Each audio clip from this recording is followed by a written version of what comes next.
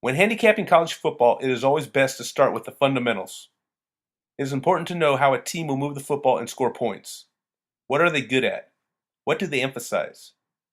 Do they focus most of their offensive attack on running the football? Do they emphasize the passing game? Or are they a more balanced offense that can get the job done in a variety of ways?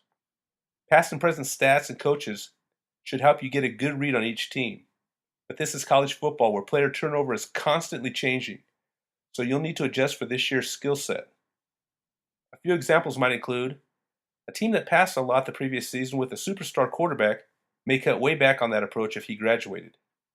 A team that was led by an all-world running back may be forced to pass more often this year if that player has moved on to the NFL.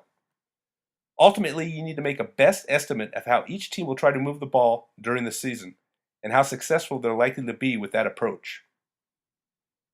Similar to the offenses, you need to know what each defense is good at.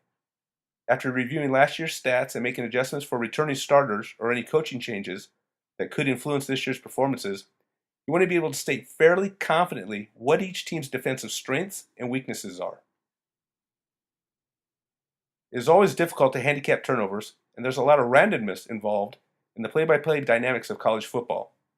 However, if you evaluate each offense regarding how turnover-prone they're likely to be, common sense will have you in the right more often than not. For example, high-risk, high-reward offensive attacks commit more turnovers than conservative offensive attacks. Inexperienced quarterbacks typically commit more turnovers than veterans. Offenses who don't protect the quarterback are a lot more turnover-prone than those who do. Road teams are generally slightly more turnover-prone than home teams.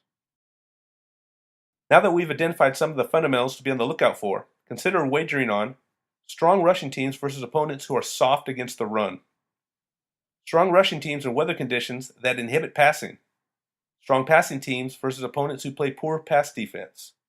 Strong passing teams in great weather conditions, particularly on a fast track. Multi-dimensional offenses who can attack any weakness. Strong rushing defenses versus offenses that run at least 55% of the time. Strong pass defenses versus inexperienced quarterbacks. Aggressive turnover-forcing defenses versus mistake-prone offenses.